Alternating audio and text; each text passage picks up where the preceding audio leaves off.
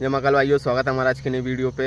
आज हमारे लिए बहुत स्पेशल दिन है क्योंकि आज हमारे समस्त परिवारजनों ने भागवत जी का आयोजन रखा गया है। श्राद्ध पक्ष चल रहे हैं तो इसलिए पितरों के लिए आत्मा शांति हेतु ये भागवत जी का अनुष्ठान किया जा रहा है। ये यहीं पे होना है हमारे भागवत जी का मूल पाठ।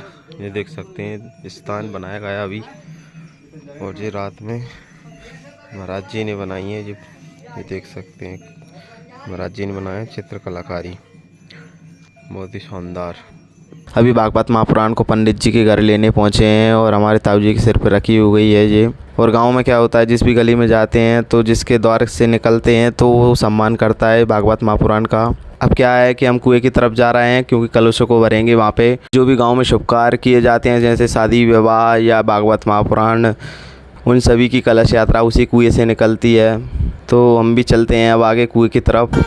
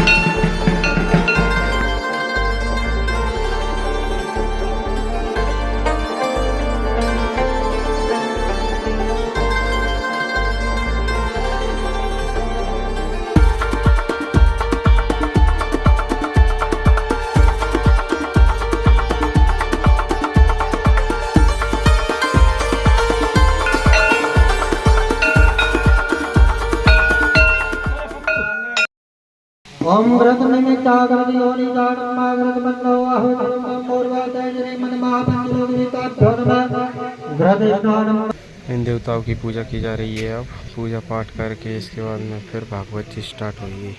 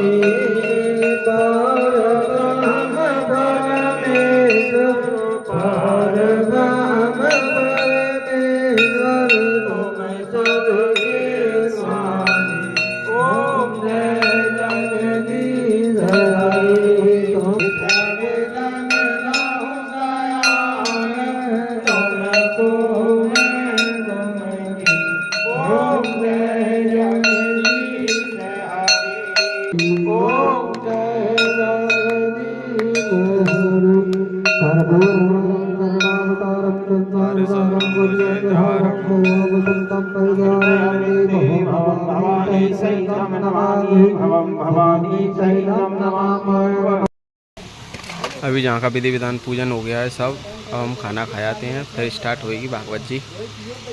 कपिल भगवान कहते हैं कि माता जी, जब जीव को मनुष्य शरीर में जन्म लेना पड़ता है तब भगवान की प्रेरणा से अपने पूर्व कर्म अनुसार भय प्राप्ति के लिए पुरुष के वीर्य के कणों के द्वारा स्त्री के उदर में प्रवेश करता है।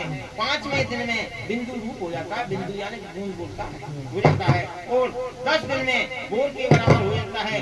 1 माह में सिर, दूसरे माह में 2 हाथ और 2 पांव आदि अंग, तीसरे माह में नख, रोम, अस्थि, चर्म, स्त्री पुरुष के चिन्ह, गर्भ की बात।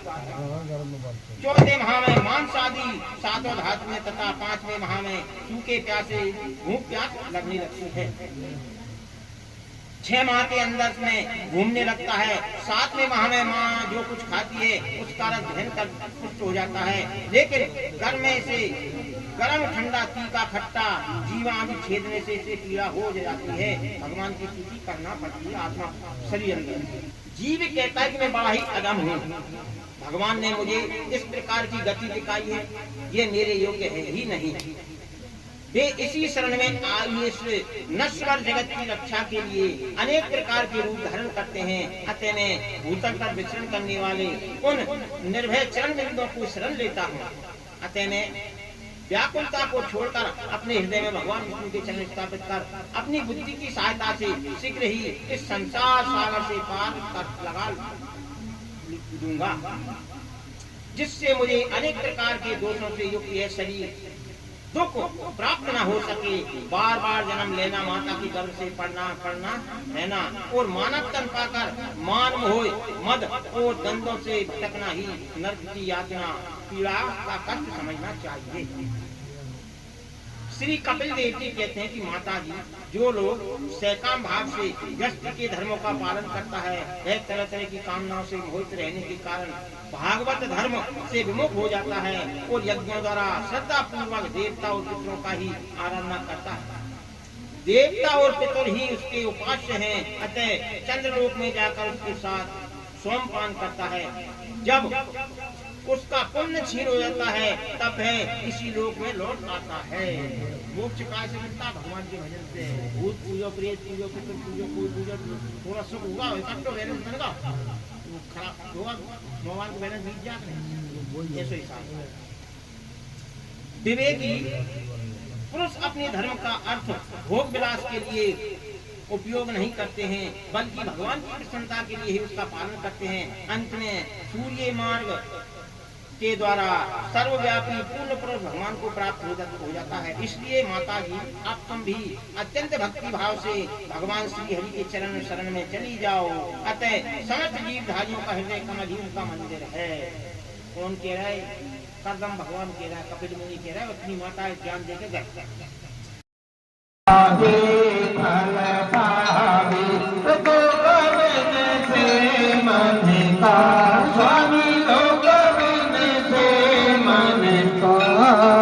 सुख संपद घर आवे